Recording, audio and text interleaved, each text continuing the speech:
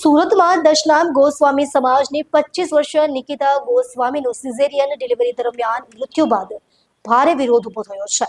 પુણા ગામ સ્થિત ખાનગી હોસ્પિટલમાં 1 ડિસેમ્બરે સાંજે થયેલી આ ઘટનામાં નિકિતાએ 2 સ્વસ્થ બાળકોને જન્મ આપ્યા પછી તબિયત બગડતા મોત થયું છે. સમાજના અધ્યક્ષો દ્વારા અપાયેલા આ આવેદનમાં નિકિતા ગોસ્વામીના મૃત્યુના કિસ્સામાં સીટનું ગઠન કરી ન્યાયિક તપાસ કરવાની માંગ કરવામાં આવી છે. સમાજના પ્રતિનિધિઓએ કહ્યું કે પ્રસૂતિ બાદ નિકિતા ગોસ્વામીના મૃત્યુ માટે હોસ્પિટલ અને સંબંધિત ડોક્ટરોની બેદરકારી જવાબદાર છે.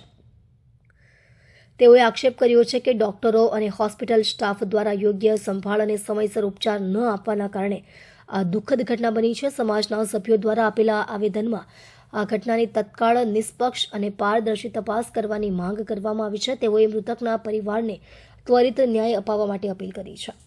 મારું નામ ગોસ્વામી હેતવાંશી છે. હું મૃતકની બેન છું. અમારે બસ ન્યાય જોઈએ છે કે આજે અમારી હારે થયું, કાલે કોઈ બીજા હારે થશે. એક માનવતાના નિમિત્તે અમારે બધાને એક વસ્તુ શીખવાડવી છે કે તમે ન્યાય માટે લડી શકો છો, તો શું કામ લડતા નથી? આ હોસ્પિટલમાં કેટલા કેસ બન્યા છે આવા, આ કોઈ પ્રથમ કેસ નથી. તો અમારે બસ એક ન્યાયની માંગણી હારે અમે કલેક્ટર ઓફિસે આવ્યા છીએ કે અમને બધા કર્મચારીઓ થઈને ન્યાય અપાવે. બાળકની શું અત્યારે પરિસ્થિતિ? બાળક તો હેલ્ધી છે, બાળકને કઈ વાંધો નથી, પણ એમની માતા નથી તો પછી બાળક તો કઈ રીતે સર્વાઈવ કરે? એ દિવસે ઘટનામાં એવું હતું કે મારી બેનને પ્રેગ્નન્સી ટાઈમે 2 ટ્વિન્સ ચાઇલ્ડ હોય છે અને એમના સી સેક્શનમાં એમને લઈ જાય છે. જ્યારે લઈ જાય છે ને ત્યારે એ પૂરેપૂરી તંદુરસ્ત રીતે અંદર જાય છે, પણ બહાર આવે છે ત્યારે એનો મૃતદેહ બહાર આવે છે અને અમને 2-3 કલાક પછી જાણ કરવામાં આવે છે કે તમારું જે પેશન્ટ છે એ નથી રહ્યું, એમનું મૃત્યુ થઈ ગયું છે, એમનું હૃદય બેસી ગયું છે.